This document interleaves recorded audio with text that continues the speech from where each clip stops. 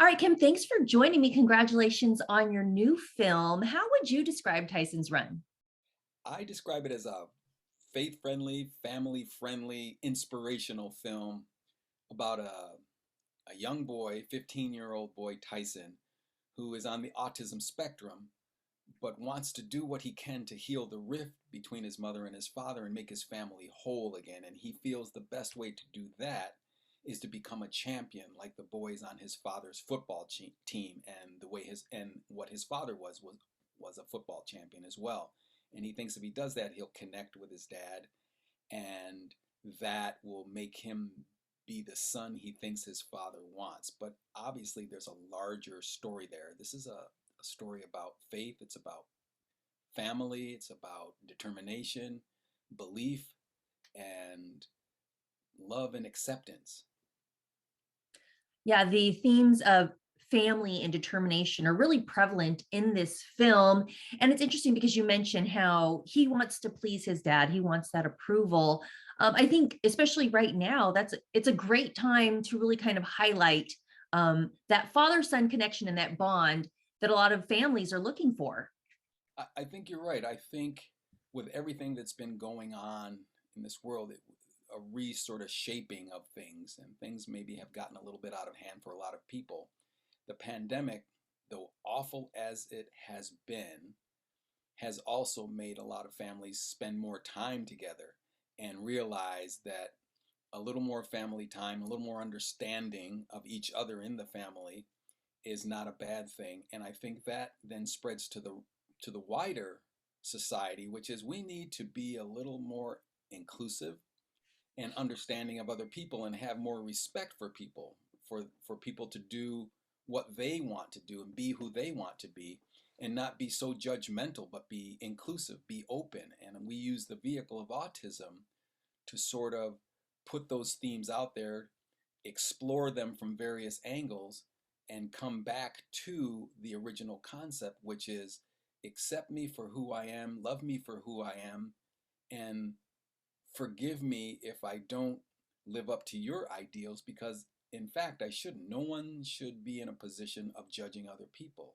right? You should be thankful that you're on a planet with all kinds of people, and if given half the chance, you can learn from them and love them, and they can learn from you and love you.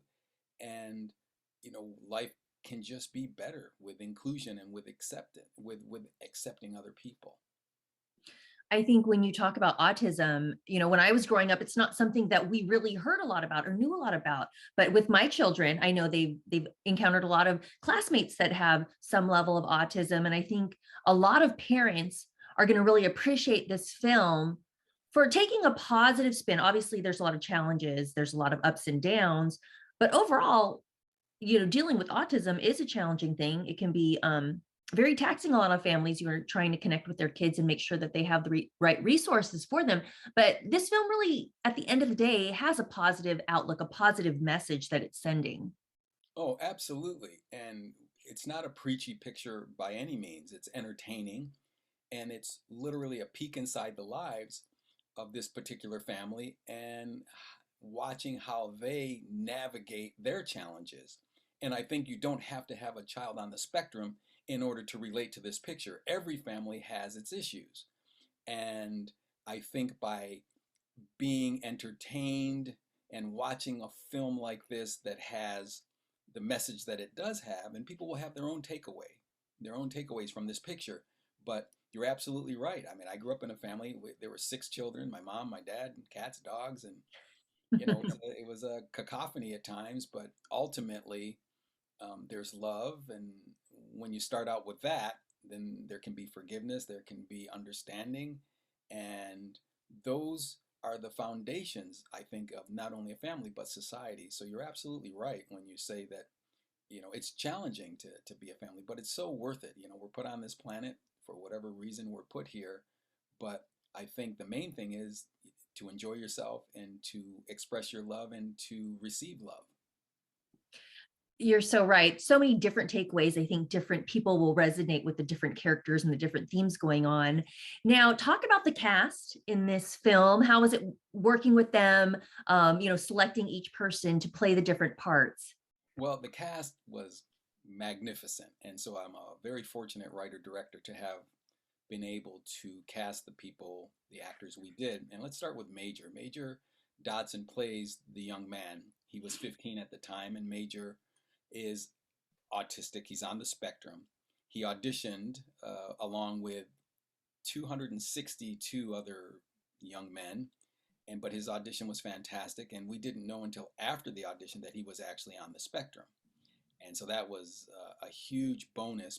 And I say bonus because we had hoped someone like Major would audition, but again, we don't want to go against the themes of the picture, so you can't have prejudice. You can't exclude others. Everyone is welcome to come and audition, but the right person came at the right time and was absolutely perfect for the role. And so we were fortunate to get Major Dotson and then surround him with other fantastic actors. We have Amy Smart, Rory Cochrane, Barkhad Abdi, Claudia Zavallos, Reno Wilson, and Layla Felder. They sort of round out our main cast, and it was a joy to work with each and every one of them. They believed in the material, they believed in the story, they believed in the project, and as a director, you can't ask for more than your cast and your crew and your partners. John Capetta, the executive producer of the film, absolutely believed in it. He greenlit the picture himself through his company, Planet Nine Productions. And we were able to just work with great groups in Atlanta, the Three Cab folks, and we were able to put a good picture in the can. And now, after what 2 years of waiting for the pandemic to sort of calm down a bit, to put it up on the big screen, and it's exclusively playing in theaters starting on March 11th for the foreseeable future. Hopefully, folks will go out and support this picture. It's a good family film. I don't want folks to think, oh, it's a preachy picture. It is not. It's a family entertainment that has a message of inspiration that sort of comes through. And I think we could all really use something inspirational, heartwarming right now. Now, when we talk about some of the other projects that you're well known for in Living Color, Sister Sister, Keenan and Kel, those are known to be more of like a comedic vein. Is this type of film a project that you've always wanted to do? I mean, is this a departure from, the lighter side, the comedy? Well, there's comedic beats in the film, so that you're going to laugh when you see this picture. Hopefully, if I've done my job right, you're going to laugh, you're going to cry, and you're going to clap. Hopefully, at the end, and stay to the end because there's a surprise at the end. As far as it being a departure, I'm fairly eclectic in my taste of storytelling. It's just whatever sparks my interest, and this particular story, the spark for it, the nugget for it, was a conversation with a little boy in elementary school who didn't want to run anymore because the other boys, as he put it, are super fast and I can't keep up. So he just stopped running altogether and he felt left out, he felt left behind and dejected.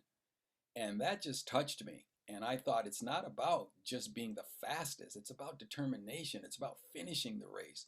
And so that was literally the spark that caused me to write the screenplay because of that conversation with that little boy.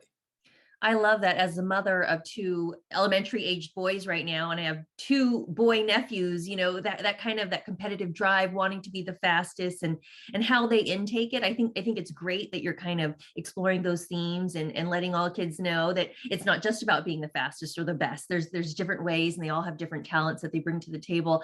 I want to thank you for your time, Kim. Before I let you go, any final thoughts on the takeaway that you hope audiences will have as they go watch your film?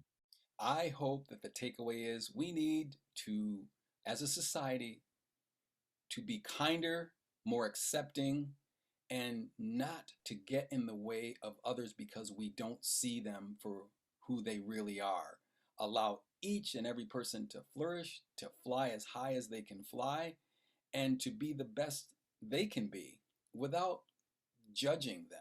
And that's, I hope, I know it's a lot, but I hope the takeaway is that let's just be a little kinder, a little more accepting of others and give them the space to do what they would like to do, because not one of us is put on this planet with the power to judge others. Kim Bass, thank you so much for joining me today. We look forward to your film. Congratulations, and we appreciate your time. Thank you so much, Aubrey. Have a great day.